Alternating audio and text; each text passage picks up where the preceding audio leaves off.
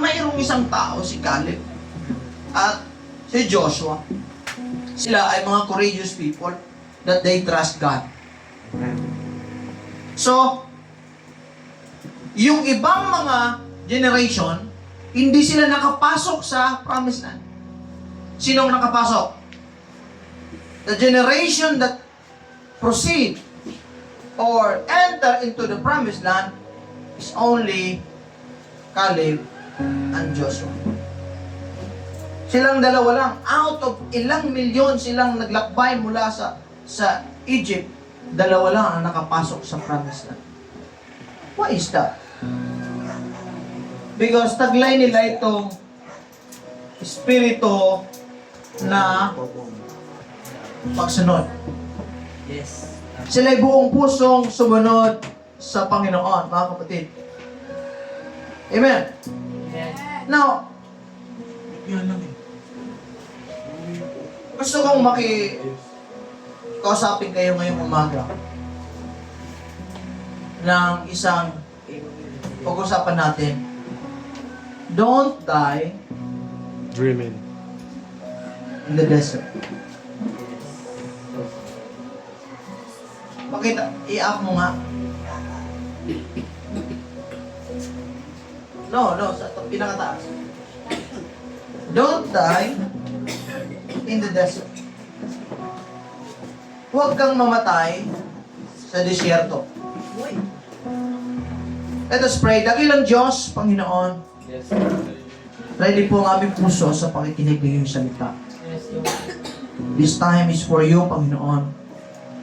And only time na makakapakinig kami ng iyong mga banal na salita. God, marami kaming panahon in-invest, in-spend sa social media, invest sa friends, family, school, study, Panginoon. Ngunit yung araw na ito ay para sa iyo, God. Wala kaming ibang alalahanin, isipin, Panginoon, kundi ikaw at ang iyong mga salita. Ito ay buhay. Patuloy mo, God, kasihan. Anoint your servant. Forgive us for our trespasses. Forgive us for all our sins, Panginoon. Sa isip, sa salita, at sa gawa. Dalisayan mo po ang aming puso habang kami makikinig ngayon, Panginoon, ang iyong mensahe. Salamat po. Buksan mo ang pakinig ng bawat isa at may tanim sa puso ang iyong mga salita ngayong umaga. To God be the glory. In Jesus' name, Amen. Palakpakan natin ang Panginoon. Mga kapatid, sabihin mo sa katabi mo, don't die in the desert. Okay. You may be seated, mga kapatid. Hallelujah. Have you ever felt like your life is stuck between where you came from and where you are going? Sino dito ang feeling stuck siya, parang walang pagbabago? Feeling walang nangyari? Feeling na na-stuck siya sa gitna ng kanyang sitwasyon or from where you came from and where you are going. Kumbaga, feeling stuck sa kanyang process. Now, ang ibig sabihin ng desert dito, para maintindihan ng lahat, is, ang desert is about process. Sabihin mo, process. Amen. So, nabasa natin that they left Egypt. Umalis sila sa Egypt. Siyempre, hello, ang Egypt, spiritually, mga kapatid, is the world, the life of sin, the life of bondage and pain, brokenness, mga kapatid. Umalis na sila doon na sila ay inalipin ng mga Egyptian. They called unto the Lord, and the Lord answered them, mga kapatid. At sinagot sila ng Panginoon sa kanilang mga daing. At God delivered them from Egypt and promised na sila ay papasok sa promised land, which is the Canaan, na yun ay sagana na lupa, mga kapatid. However, ang kanilang journey ay hindi naging madali. Ang journey nila, supposed to be ilang araw, mga kapatid. But what happened? They journey papunta sa Canaan, pero sa kalagitnaan ng kanilang journey, mga kapatid, sila ay nag-doubt sa Diyos. Sila ay sumuway sa Panginoon, mga kapatid. Hallelujah! They left Egypt, yung kanilang pagkagapos, yung kanilang pagkaalipin. Wala na sila doon. But somehow, mga kapatid, wala pa sila sa promised land. Parang nasa kalagitnaan pa lang sila ng disyerto, mga kapatid. Hallelujah! And sad to say, sa istorya, mga kapatid, ng kanilang buhay, marami sa kanila ang namatay sa kanilang journey. Sa halip na ilang araw lang, naging ilang taon? Naging 40 years ang kanilang paglalakbay sa desert. Mga kapatid. And some people, or many people, have died on that journey. Hindi na sila nakapasok sa pangako ng Panginoon. And if you connect this to the life today na meron tayo, mga kapatid, do you know that maraming mga tao, some people die because hindi dahil ang dyablo ang dahilan ng kanilang pagkamatay, but because they refuse to believe God in the middle of their journey. Sila ay hindi na nakapagpatuloy sa pangako ng Diyos sa kanilang buhay, hindi na narating yung pangako ng Diyos na pagpapala sa kanila, hindi dahil magaling si Satanas na sila'y kumbinsihin. No, but because they refuse to move forward sa kanilang journey. Kumbaga, walang magagawa si Satanas kung tayo na mismo ang ayaw. Tama ba? Yes. Marami kasi biniblame ang kaaway lagi. Isitan kasi, pastor. Diba? Ang devil kasi, pastor, hindi ako pinapayaan, talagang lagi akong tinutokso. Lagi talaga akong, sabi ng devil, ako na lang lagi nilalaglag mo. Diba? Now, I want to tell you, ang disyerto, mga kapatid, kailangan madaanan ng mga Israelite. Why? Why ang mga Israelite kailangan padaanan sa desert? Kaya sila, mga kapatid, nung nag-journey sila, ang dami ng doubt sa Panginoon. Ang sabi nila, may time na lagi sila nagrereklamo. Sabi niya, inalis ba tayo ng Diyos sa Egypt para tayo patayin dito sa disyerto? Sabi ng Diyos, no. Bakit sila pinadala ng Panginoon? Dinala sila sa wilderness or sa desert, mga kapatid. God brought them to the desert not to kill them, but to build them. Yes. Kasi nga, ang kanilang mind, ang kanilang kaisipan, occupied, mga kapatid, ng buhay na nasa Egypt. Ang kailang mindset, mga kapatid, mindset of slaves, mindset ng pagrereklamo, mindset ng kasalanan, mindset ng paggagapos sa anumang bagay, mga kapatid. Kaya gusto ng Panginoon, i-refresh sila. Gusto ng Panginoon, mag-restart sila. I-build sila doon sa wilderness at gusto ng Panginoon, wala silang ibang pagkakatiwalaan kundi ang Diyos sa buhay nila, mga kapatid. Now, same with us in our life. The process na mayroon tayo sa journey natin, it does not mean that God brought you to process to kill you. Hindi ibig sabihin, gusto lang ng Diyos, i-build ka, ayusin ka, mga kapatid. Yes. Palaguin ka, palakasin ka, mga kapatid. Hallelujah! Ang tragedy ng Israel, mga kapatid, ay hindi yung umalis sila sa Egypt. No. Yun yung pinakamagandang araw sa kanila, umalis sila. Kaya lang, ang purpose para makapasok sila sa pangako ng Diyos. Pero bakit hindi sila nakapasok, mga kapatid? Many never made it out of the desert, mga kapatid. Why? Because of their attitude toward God, mga kapatid. Hindi sila nakapasok, mga kapatid. The desert doesn't kill dreams. Ang doubt, sabihin natin doubt. Alam mo, na-experience natin sa mga believer, pagka Lagi kang nagda-doubt. Amen. Walang nangyayari sa buhay natin, mga kapatid. Ang disyerto ay hindi pumapatay ng pangarap. Ang journey, ang process. Marami ang ayaw ng process. Sino ba yung ayaw ng process? Kasi nga, namumuhay tayo sa instant. Di ba? Diba nakikita mo yung dinidevelop yung mind natin, yung mindset natin, pakinggan niyo ito. Parang na-discover ko ganito. Sa social media, ngayon, sa Facebook or sa Instagram, sa TikTok, kahit sa YouTube, lahat ng mga videos doon, puro shorts na, ay siksik. Ba noon, wala yan eh. So, tinitrain ang mind ng tao para maging impatient. Kaya tingnan nyo, sino dito yung nanonood ng YouTube na kayang manood ng 1 hour? Meron pa. Diba? So, paano? Kung, siyempre, pag ganado ka sa sa pinanonood mo. Diba? Sino dito ang nanonood ng mga podcast?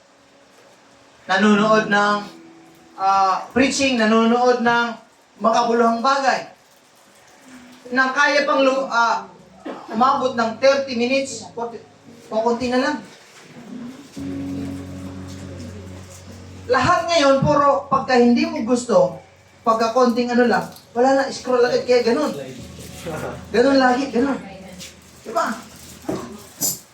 So they are impatient, mga kapatid, sa plano ng Diyos.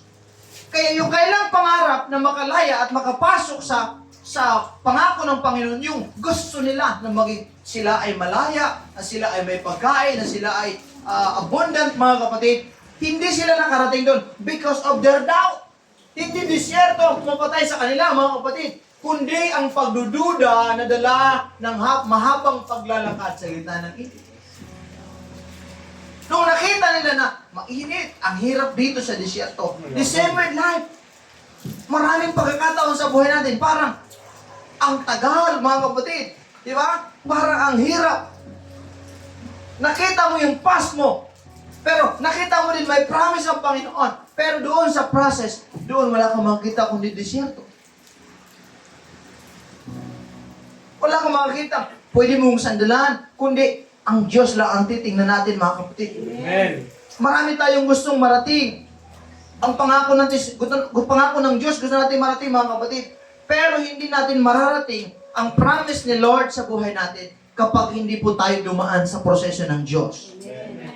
Amen. Ang iba ay namatay na, mga kapatid. Hindi dahil nahirapan sila sa daan, kundi madali silang sumuko sa gitna ng kanilang paglalakbay. Don't die in the desert just because your miracle took longer than your patience. Huwag kang mamatay sa gitna ng disyerto. Sila ay namatay. Nawala sila, pati si Moses, akalain mo pati si Moses hindi nakapasok. Bakit? Si Moses, may time sa sobrang inis niya. Diba? Sa sobrang inis niya sa mga nililid niya. Parang pastor. Diba? Sabi ng Panginoon, Moses, sabi ni Moses, Lord, paano to walang tubig? Paano to? Ito, nagreklamo na yung mga tao. Ilang milyon yan na tao nagreklamo. Moses, ano ba yan? Moses, ano ba yan? Nainis si Moses. Sabi niya, kumalma kayo. Magtiwala kayo sa Diyos. Chill. Relax. Hindi sila kumakalma, mga kapatid. Nagdidemand sila kay Moses. Reklamo sila kay Moses. Sabi ni Moses, Lord, paano ito? Antitigas ng mga taong ito. Sabi ni Lord, para gusto mo sila magkaroon ng tubig, ituro mo yung bato. Kuhain mo yung staff mo, ituro mo yung bato. At doon lalabas ang tubig sa bato na yun. Sa inis ni Moises, hindi niya tinuro. Hinampas niya yung bato, mga kapatid. Sabi ni Moises, pambira kayo! Ayan na, tubig! Sa inyo na. Hallelujah! Alam mo, minsan nakakainis yung ganun yung every day, every time, puro reklamo, puro problema, puro... No, well, hindi mo makitaan sa kanilang bibig ng kabutihan ng Diyos. Hindi mo marinig sa kanila na God is good, ang Diyos pa rin ay mabuti. Every day, puro, oh, grabe, ano bang buhay na ito? Panginoon, ano bang, Lord, ano bang, parang wala na to. Diba?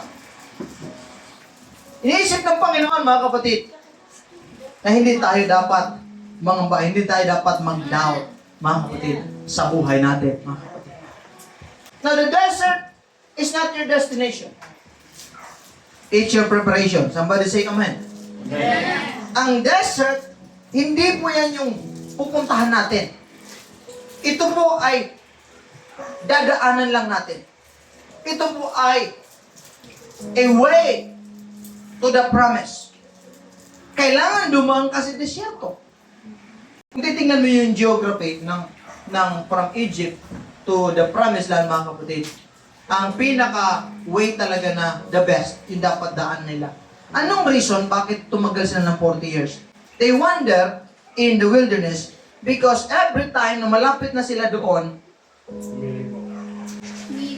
sumusuway sila sa Diyos.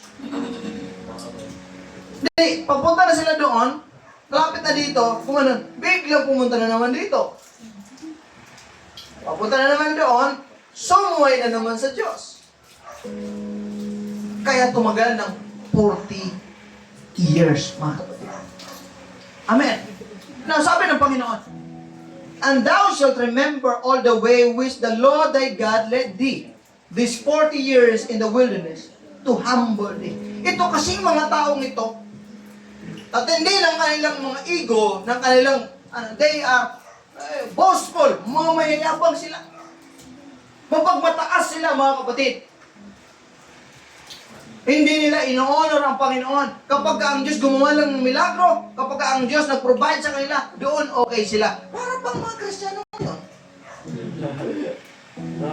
Diba? Kapag may blessing ba? Napakabuti ni Lord. Diba? Kumusta? Praise the Lord! Diba? Grabe talaga si Lord. Napakabuti ni Lord. Wala, mabigat yung mukha. Ayun, may problema. Kumusta? Parang sinabitan ng basket na to. Huwag mo akong kasapin, Pastor. Bakit? Wala akong pera.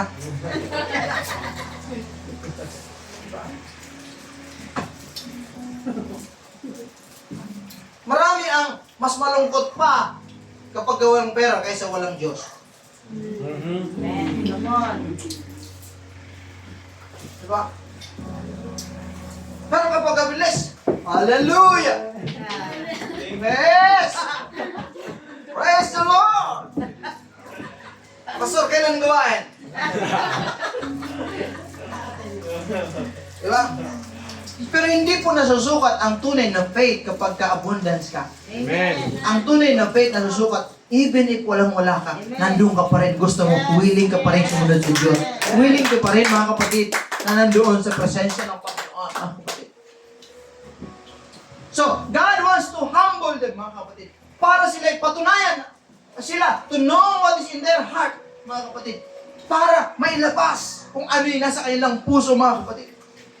And, nakita nga ng Diyos na ang kanilang puso ay hindi tuwid sa harapan ng Panginoon. Ang kanilang puso, mayroon silang sariling agenda. Sabi niya, whether thou wouldest keep His commandment or no. Ang Diyos tinitest tayo sa panahon ng pagsubok, sa panahon ng wilderness or panahon ng process. Doon tinitest ng Diyos, anong pipiliin mo? Siya ba o ako? Sabi ni Lord.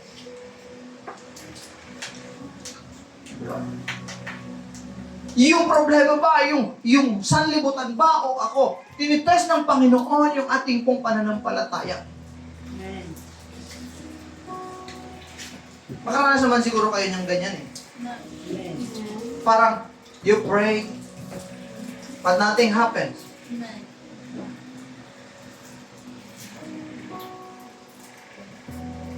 You trust, but it seems God is far away. Very, very far away. At parang sinasabi, wala akong makita na reason para magpatuloy pa. Diba? Pero tinitingnan ng Diyos ang puso mo. Amen. God wants to prove you because you cannot handle the blessings of God kapag hindi ka na-prove. Kaya nga sa mga school, kailangan mo na may test bago ka mag-level up. Right. Hello? Sino dito yung nag-level up na grade 6 years old pa lang gusto ko mag-enroll college? Diba? Sa Love Life, meron yung ganyan. Love Life lang. Puro hugot. Grade 3 pa lang.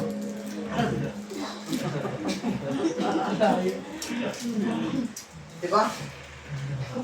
Sana all pa ba? O ganun ba? Pag nakita ng mga romantic relationship, sila din nagpo-post, mga kapatid. Kabata-bata pa, mga kapatid. Hallelujah! Now, the wilderness, mga kapatid, exposes who you really trust. Ang process at ang pagsubok, ang lahat ng mga obstacle, yung test sa buhay mo, in-expose nito kung sino talaga ang pinagkakatiwalaan. Amen. Remember, when God gave you anything or something, hindi yan binigay sa'yo ng Panginoon dahil wala lang. No. All is about test. Amen. Amen. Kapag ka binigyan ka ng pera, test yan ng Diyos sa'yo. Parang wala akong kausap ko yun. Amen. Lord, I give you my life, but not my wallet. Amen.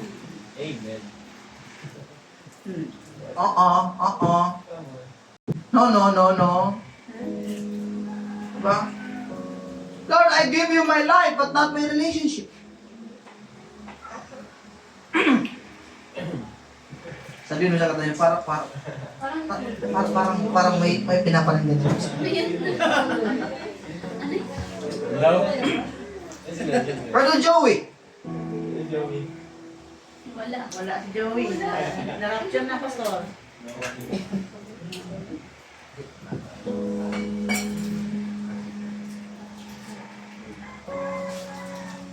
everything is a test. Binigyan ka ng tahanan,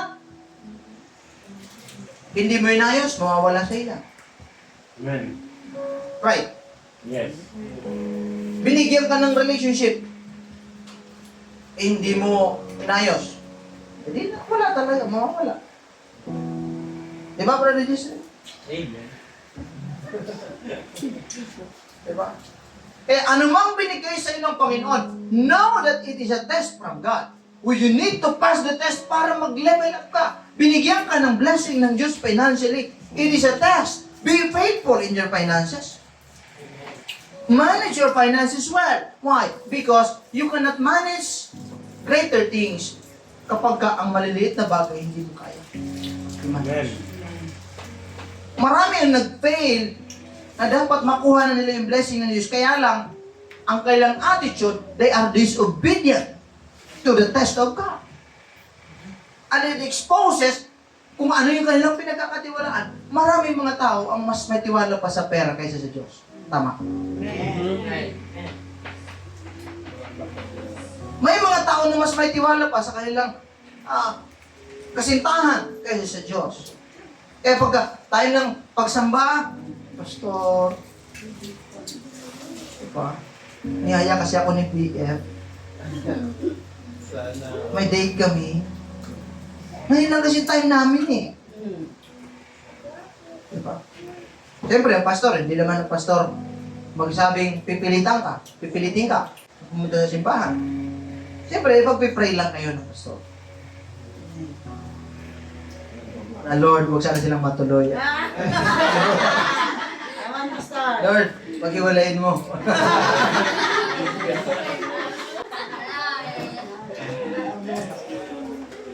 Diba? Pagka araw ng Sunday, dapat andun tayo sa presensya ng Lord. Amen. Amen. Hallelujah. Alam mo, it exposes us and it strips away the comfort na gusto natin lagi, mga kapatid. At kapag, alam mo yun, kapag ka ang comfort, wala ka na doon, at kapag ka inalis ka ng Diyos sa comfort zone mo, at you are willingly obedience sa Panginoon, mga kapatid, nakikita mo yung karakter ng Diyos. Nakikita mo yung tunay na Panginoon. Alam mo, sa buhay ko ganito. Sabi ko, kung nanatili ako sa comfort zone ko, hindi ko talaga mapapatunayan na mabuti ang Diyos. Amen. I don't know, but that's my observation. Kung hindi ka dumaan sa ganung bagay, dito, ang buhay ko dito, masasabi ko, hindi ako komportable financially. Why? Because, syempre, hindi naman ganun kano. Kaya lang, hindi ako nabubuhay para sa pera. Hindi ako nabubuhay because of finances. I live for God, mga kapatid. Ako ay nabubuhay para sa atin pong Panginoon, mga kapatid. Palakpakan natin ang Diyos. Hallelujah, hallelujah. Huwag tayong mabuhay ng anuman sa sarili natin, kundi mabuhay tayo ng para sa Panginoon. Sabi ng Exodus chapter 6, and the children of Israel said unto them, would to God we had died by the hand of the Lord in the land of Egypt. Para sabi na, mas okay pa sana nandun lang tayo mamatay sa Egypt. Kaysa dito sa wilderness. Mga kapatid, mas mabuti pa, mga kapatid. Kita mo, sa kanilang doubt, sa kanilang mga pag-aalinlangan sa Panginoon, ini-expose ng Panginoon ang kailang puso. At nakita mo ang kailang kalagayan, nakita mo ang kailang buhay, mga kapatid, nung wala sila sa Panginoon. Amen? Amen. Now, ang wilderness ay kailangan natin sa buhay. Ang process ay kailangan natin sa buhay, mga kapatid. Why? Do you know why wilderness is necessary? Meron ba kayong idea bakit necessary ang wilderness? Bakit kailangan natin minsan dumaan sa mga loneliness? Bakit kailangan dumaan tayo sa problema? Yan yung question ng mundo, mga kapatid. Kung totoo ang Diyos, bakit kailangan nating mahirapan pa? Kung mapagmahal ang Diyos, bakit kailangan natin dumaan sa mga klase-klaseng pagsubok sa buhay? Amen? Because mayroong pangako ang Diyos. Amen? May pangako ang Diyos. Kailangan mong may pagdaanan sa buhay, mga kapatid, para ma-reveal ang glory ng Panginoon sa atin po, mga kapatid. Hallelujah! Now, si Moises at ang kanyang mga kasama, mga kapatid, dinala ng Diyos sa pangako ng Panginoon. Kaya lang, it is not God who stopped them, but they themselves, sila, mga kapatid, ang umigil. Sila ang nagdesisyon sa kanilang sarili. So, ayaw sumunod sa Panginoon, kaya hindi sila nakapunta, mga kapatid. When we stop depending on God, mga kapatid, kapag tumigil tayo na dumepende sa Diyos, tumigil tayo manampalataya sa Diyos, doon nagkakaroon ng problema tayo sa harapan ng Panginoon. At yung blessing ng Diyos, na-stop ng ating pong unfaithfulness. Na-stop po ng ating pong mga doubt and fear. Kasi nga, minsan kapag nauna ang fear and doubt natin, mga kapatid, nawawala tayo sa focus sa ating pong paglilingkod sa Panginoon. Amen? Amen. At kapag dumating tayo sa punto na wala na tayong mapanghawakan, wala na tayong pag-asa, still ang Panginoon kumikilos, mga kapatid. Amen. Nakikita natin na si Lord ang kailangan lang natin sa buhay, mga kapatid. Hallelujah! Hindi ni Lord dinireveal ang kanyang sarili sa comfort zone mo. That's why kahit maganda yung comfort zone, hindi ka talaga lalago dyan. Nire-reveal ng Panginoon ang kanyang sarili sa panahon na tayo ay nasa kalagitnaan ng battle. Amen. Hallelujah, hallelujah. Palakpakan natin ang ating Panginoon. Hallelujah. Maraming time na hindi natin maramdaman si Lord, pero hindi ibig sabihin na wala siya. Kaya lang minsan, walang sumasagot sa mga dasal natin. Kasi nga, unang gusto pa ng Panginoon na makilala mo siya. Hindi lang para makuha mo ang gusto mo. Gusto ng Diyos, kilalanin mo siya sa halip na gusto mong kuhain lang ang gusto mo sa harapan ng Panginoon. Amen? Amen. So it is a divine testing sa buhay natin, mga kapatid. Now, your desert is the door to your destiny. Sino naniniwala dyan, mga kapatid? Ang proseso at ang mga pagsubok ay susit o pintuan papunta sa ating pong destinasyon. Ang tanging paraan lang para makapasok sila sa Kanaan, Brother Lito, ay dumaan sila sa disyerto. Yun lang mga kapatid. So, even though uncomfortable sa disyerto, sino ang willing mga kapatid na makapasok sa kanyang destiny? Lahat tayo mga kapatid. Hallelujah. Even though may mga pagsubok sa pananampalataya, kailangan magtiwala tayo mga kapatid. For the children of Israel walked 40 years in the wilderness, till all the people that were men of war which came out of Egypt were consumed. Bago sila makapasok, nawala na yung iba mga kapatid. Sayang yung pagkakataon na binigay sa kanila ng Panginoon. God will test our faithfulness in the wilderness. Mga kapatid, God will test our faithfulness. Yung mga pagsubok na pinagdadaanan natin, huwag nating baliwalain yan. May purpose ang Diyos sa bawat journey natin, mga kapatid. May purpose ang Diyos sa bawat disyerto ng buhay natin, mga kapatid. Amen. Hallelujah. Palangpan natin ang Diyos. Hallelujah. Hallelujah. Hindi lang tayo dapat okay kapag sa pasimula. Dapat hanggang sa pagtatapos, okay tayo sa harapan ng Panginoon. Hanggang sa marating natin, mga kapatid, ang atin pong destination, mga kapatid, sa harapan po ng Panginoon. Alam mo, bago ko magtapos ngayon, God never intended you to stay in your wilderness. God never intended you para manatili sa iyong mga pagsubok, sa iyong proseso. Mayroon lang tamang panahon dyan, mga kapatid. Dadaanan lang natin ang disyerto, ang wilderness sa buhay. Pero ang destination talaga natin, a land of milk and honey, mga kapatid. Amen. A land of blessings, a land of abundance, mga kapatid. A land na nandoon yung desire natin, nandoon yung pangako ng Panginoon sa buhay natin. Don't give up on your dreams, mga kapatid. Don't give up on God. Don't give up on your faith, mga kapatid. Hallelujah. The desert is meant to be a transition of our mind, hindi yung libingan natin. Amen. Huwag natin gayahin yung mga tao noong na sila ay nakalibing sa desyerto. No, it is not meant to be our graveyard or our grave, mga kapatid. It is a process. It's meant to be our transition period, mga kapatid. Na pagka dumaan ka sa pagsubok, dumaan ka sa problema, inaalala mo na may pangako ang Diyos, mga kapatid. Hallelujah! Hallelujah! Ang Diyos na nangako sa atin ay hindi patay at hindi natutulog, mga kapatid. Yes. When you believe, mga kapatid, and when you pray, and you have faith, and you trust the Lord, remember this day, tapat ang Diyos sa kanyang mga pangako, mga kapatid. However, when you stop believing, you stop moving, mga kapatid, ang milagro natin, mga kapatid, tumitigil din, mga kapatid. So bilang mga anak ng Diyos, hallelujah, hallelujah, gusto kong sabihin ng Panginoon sa inyo, mga kapatid, sinasabi ni Lord, hindi kanya wabayaan. Hindi kanya pinabayaan, tinuturuan ka lang niyang magtiwala. Trust the process, kapatid. Don't let your temporary dryness destroy your eternal destiny. Sa panahon ng walang-wala ka, sino naka-experience na yan? Amen. Walang-wala ka financial, walang-wala ka emotional, dry ka, walang-wala ka spiritual.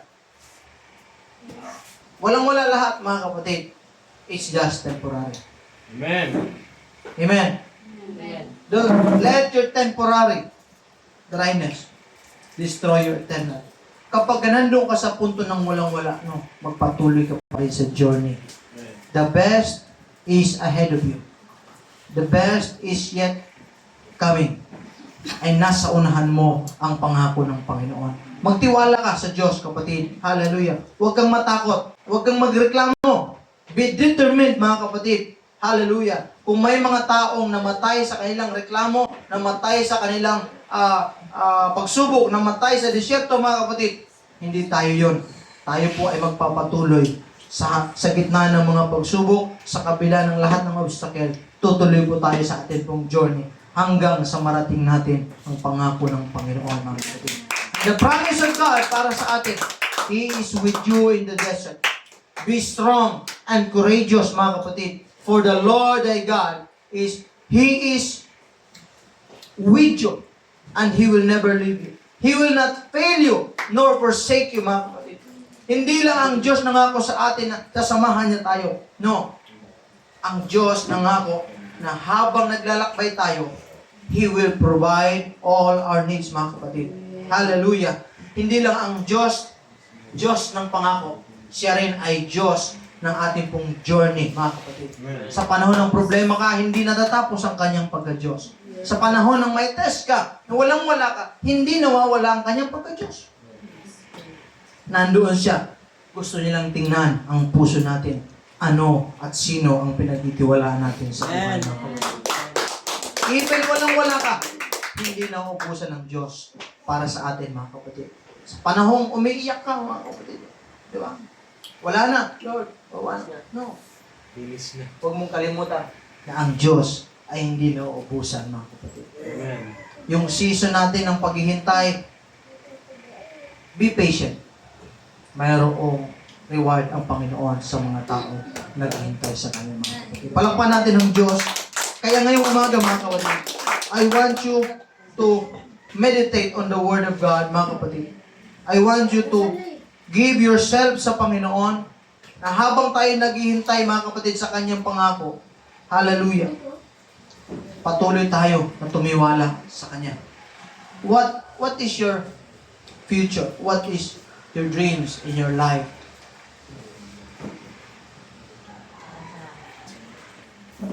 Yes, the eternity.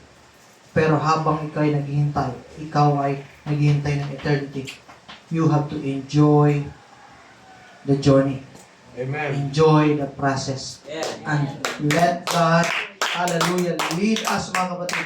Hayaan mo ang Diyos ang siyang manguna sa atin pong journey sa Kanyang harapan, mga kapatid. Hallelujah. Ngayong umaga, hallelujah, hindi ka pababayaan ng Panginoon. When your feet are tired, let your faith take the next step. Pagod ka. Lakad ka lang, mga kapatid. Hindi kailangan ng mabilis ka, no? Kundi, dahan-dahan. Kailangan mo lang magpatuloy. Huwag mong madaliin ang proseso. Just believe, magpatuloy ka lang, kapatid. Hallelujah. Ngayong umaga, habang tayong lahat ay tatayong lahat, mga kapatid. Promise to yourself that I will not die in the desert. Na hindi ako manatili sa ganito. Hindi ako manatili sa pagkalugmok. Hindi ako manatili sa kahirapan. Dumaan ka sa kauhawan, walang tubig, pagtiwala ka sa Diyos. Wala pang sagot sa prayer mo, maghintay ka sa Panginoon. Wala pang miracle na hinihintay mo sa harapan ng Panginoon, magpatuloy ka lang. Huwag mong madaliin ang proseso. Dahil ang proseso, mga kapatid, the desert is a way to the promise of God. Hindi pong katapusan ang paglalakbay ng disyerto. Ang process, mahirap, dry, parang lahat. Seems walang nangyari. Seems impossible na mga prayer natin. No. Tandaan mo, Caleb obeyed the Lord. He obeyed God. Binigyan na ng Panginoon. Hello? Binigay ng Diyos ang kanyang pangako sa atin. Let's hold on to the promise of God.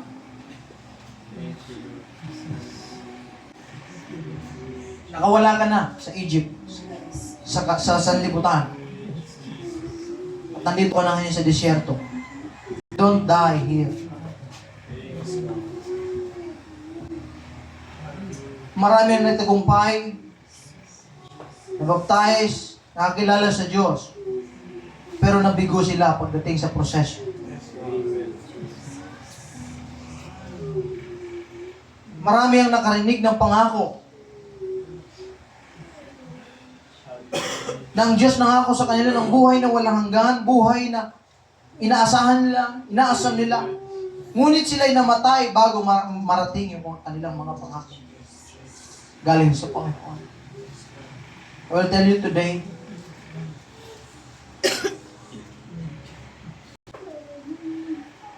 hindi mo kailangang mamatay sa process, sa disyerto, sa problema. Mga disyerto ng pagdududa, doubt, depression, pagkadismaya, mga kapatid. No?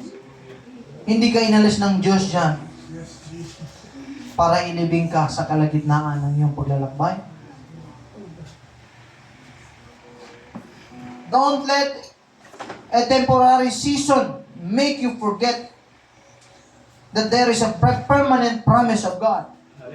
Don't die in the desert, mga kapatid. May pangako ang Diyos na naghihintay sa bawat isa. Kapatid, keep walking. Keep believing. And keep moving. At kung sino ang Diyos na nag-alis sa atin sa buhay, sa sanlibutan, buhay ng makamundo, buhay ng kasalanan, siya rin ang Diyos na sasama sa atin sa ating paglalakbay hanggang sa marating natin ang kanyang pangako.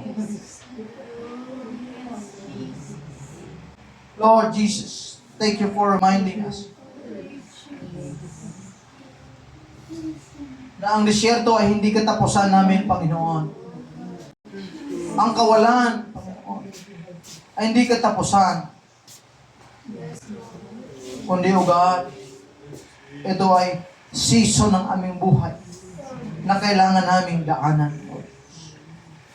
Help us, Lord, to follow you sa amin pong mga process. Help us to obey your word, your commandment, Panginoon. Hallelujah, hallelujah. Habang kami naghihintay, Panginoong Diyos, sa iyong mga pangako. Kami napapagod, O God. Patuloy kang kumilos. Patuloy kang manguna sa amin. Hallelujah, hallelujah. Thank you, Lord Jesus. Thank you, Lord Jesus. Thank you, Lord Jesus. Hallelujah. Hallelujah, hallelujah. Thank you, Lord. Thank you, Lord. Hallelujah. Come on. Pwede ba natin ipikit ang ating mga mata and let's meditate on the Word of God bago tayo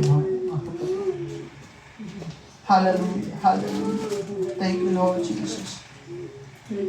Thank you, Lord. Hallelujah. Salamat o Panginoon. Come on, let's talk to our Lord. Tayo po ay manalangin sa Panginoon. Tayo po ay magpuri sa Panginoon. Hallelujah. Let's wait on the promise of God. Thank you, Lord. Thank you, Lord. Lord, as we wait on your prayer,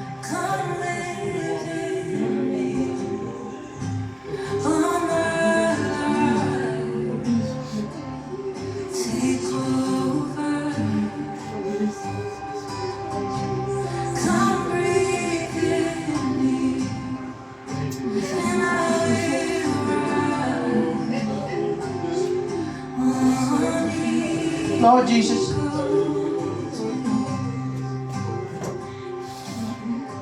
take us back to our first love, God. Ibalik mo kami, Panginoon, sa panahon na kami unang nag-live sa iyo. Ibalik mo kami sa moment, Panginoon, na umibig kami sa iyo, Diyos. Na walang anumang pagsubok na titinag sa amin. Ang aming pag-asa ay sa iyo, ng aming pamilya, ang aming buhay ay sa iyo, Panginoon. Lahat, Panginoon, ay aming inialay sa iyo, Diyos. Ibalik mo kami sa panahon. Naramdaman namin ang iyong pagmamahal, O God. Unang naramdaman namin ang iyong pag-ibig. Hallelujah. Thank you, Jesus. Lord God, maring marami sa atin nakalimot na sa layunin ng ating paglalakbay, sa layunin ng ating journey. Nalimutan na natin yung unang panahong nakilala natin ng Diyos. Yung panahong araw-araw pinupuri mo ang Panginoon. Yung panahon araw-araw sinasamba ang Diyos. Na kapag may pagsubok ka, wala kang ibang lalapitan kundi ang Panginoon. Kapag ka nahirapan ka, lalapit ko sa Diyos. You talk to your Father.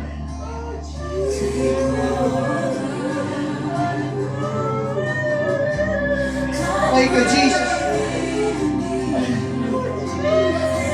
Purihin mo ang Panginoon. Remember the first time you feel the love of God. Lord Jesus.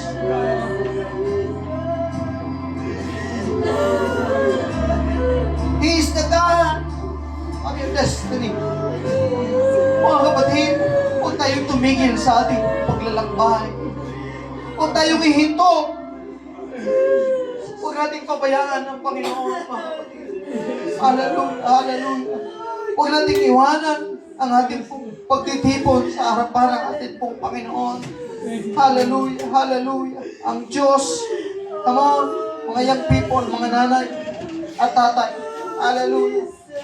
Hallelujah. Continue to worship the Lord. Ang Diyos ay mabuti sa atin. Hallelujah. Thank you, Lord. Thank you, Lord. God, come on. Bago tayo umuwi, let's meditate on the Word of God.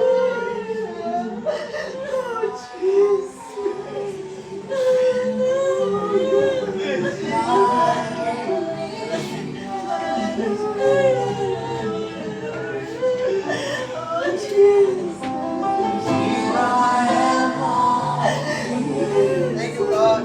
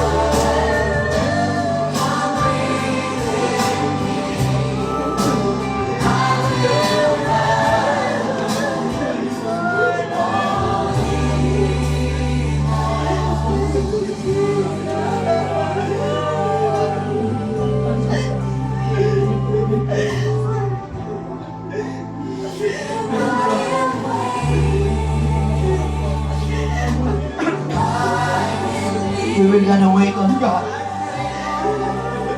We will wait on Him. Ihintayin natin ang kanyang pangako. Alam ko, hindi madali ang journey. Hindi madali. Maraming hadlang, malaki, sakit, kawalan, problema, distraction. But believe that God is faithful. No matter what, hindi ka niya papabayaan. Hindi ka niya iiwanan. Huwag kang lumayo, kapatid. Malapit na ang Panginoon. Malapit na siyang darating.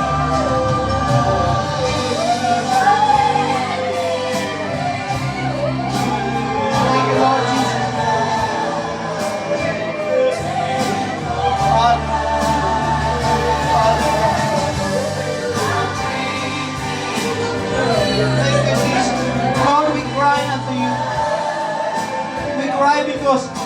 We realize your goodness. We remember your love. We remember your goodness. Saan mo kami kinuha, Panginoon? Kinuha mo kami sa pagkakasal. Kinuha mo kami sa buhay. Ay, hindi maayos. Kinuha mo kami sa kasalanan. Kinuha mo kami, Panginoon, sa karami mo. We cry out to you because you are good and the last. Hindi mo kami iniwan.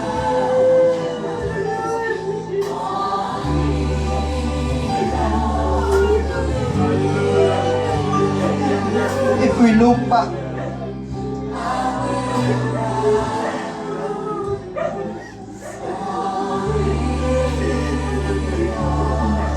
many years ago, if you can see saan tayo kinuha ng Panginoon, we will see gaano siya kabuti sa atin.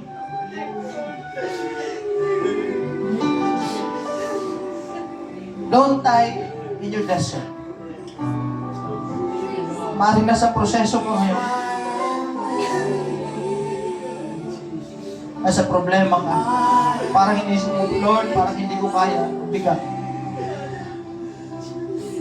Family, finances, ang daming kumahadlang sa atin. Tukso, temptation. God is telling you today, my grace is sufficient. I will be with you always. Siya lang hindi nang-iwan sa atin. Mabuti ang Diyos.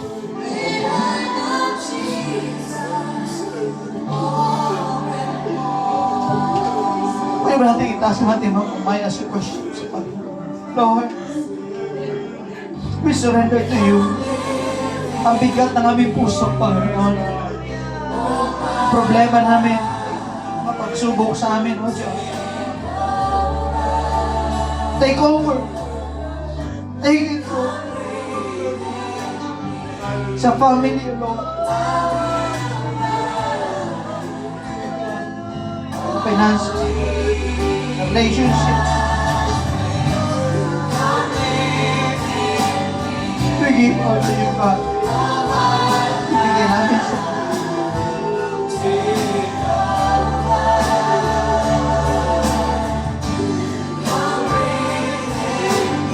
salamat, Lord.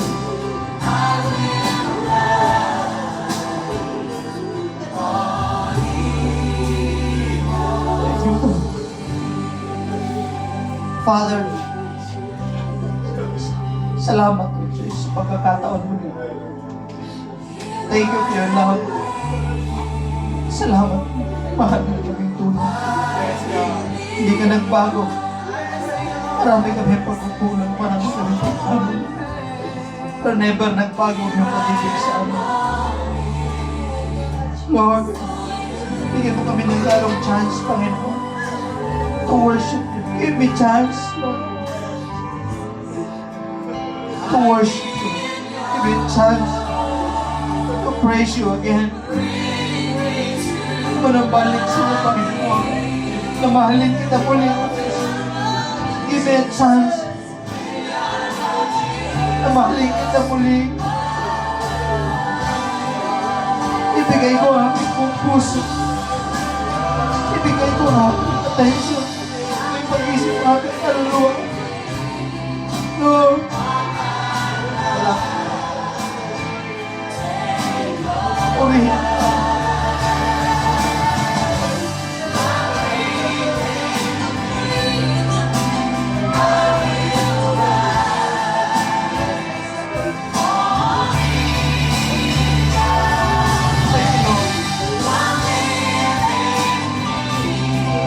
Thank you, Jesus. Thank you.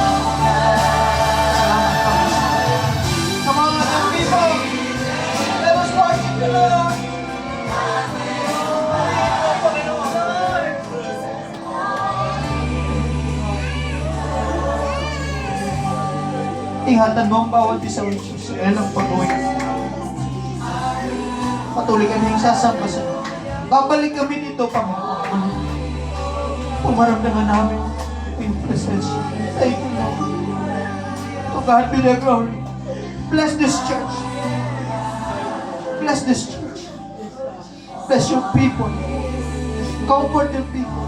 Strengthen your people, God. Sa aming Diyos. God be the glory. In the name of Jesus Christ, I pray. Amen. Palakpakan natin ang Panginoon. May God bless everyone. Ang Diyos, sumahat na. Tayo po ay kamayan. Tayo po ay magbatian sa pangalan ng Panginoon.